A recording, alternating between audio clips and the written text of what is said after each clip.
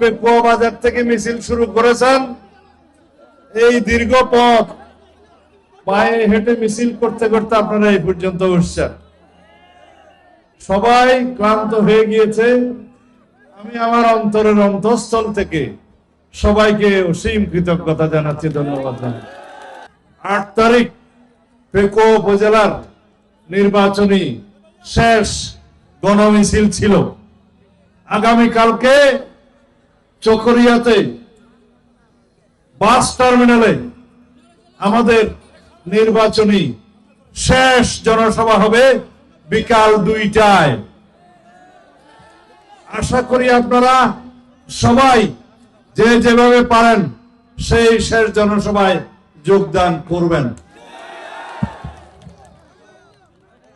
আমাদের নির্বাচনী প্রচারণা আচরণবিধি অনুসারে আগামী কালকেই শেষ। 10 তারিখ সকাল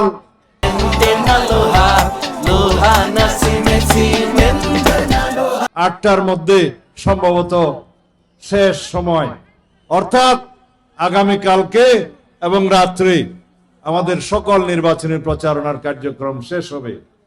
আপনাদের মধ্যে যে উচ্ছ্বাস, যে উৎসাহ, যে উদ্দীপনা আমি দেখেছি, ইনশাআল্লাহ বিশাল ব্যবধানে, রেকর্ড পরিমাণ ব্যবধানে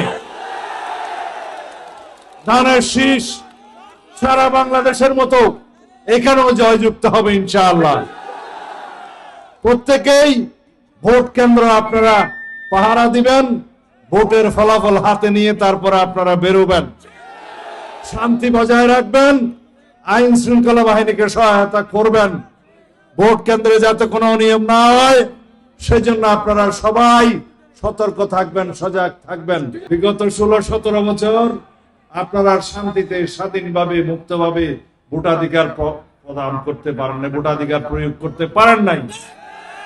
ইনশাআল্লাহ এইবারের ভোটাধিকার প্রয়োগের মধ্য দিয়ে বাংলাদেশের নতুন যাত্রা শুরু হবে, শক্তিশালী গণতন্ত্র প্রতিষ্ঠা হবে ইনশাআল্লাহ। আমাদের সকলের অধিকার নিশ্চিত হবে দেশের জনগণের। আর কোন ভোটের অধিকারের জন্য, তত্ত্বাবধায়ক সরকারের জন্য, বৈষম্য নিরসনের জন্য কোনোদিন রক্ত দিতে হবে না এই বাংলাদেশে। সেই রকম একটা বাংলাদেশ বিনির্মাণে আসুন প্রত্যেকেই আমরা নিজ নিজ ভোটাধিকার প্রয়োগ করি, কেউ ঘরে বসে থাকবো না।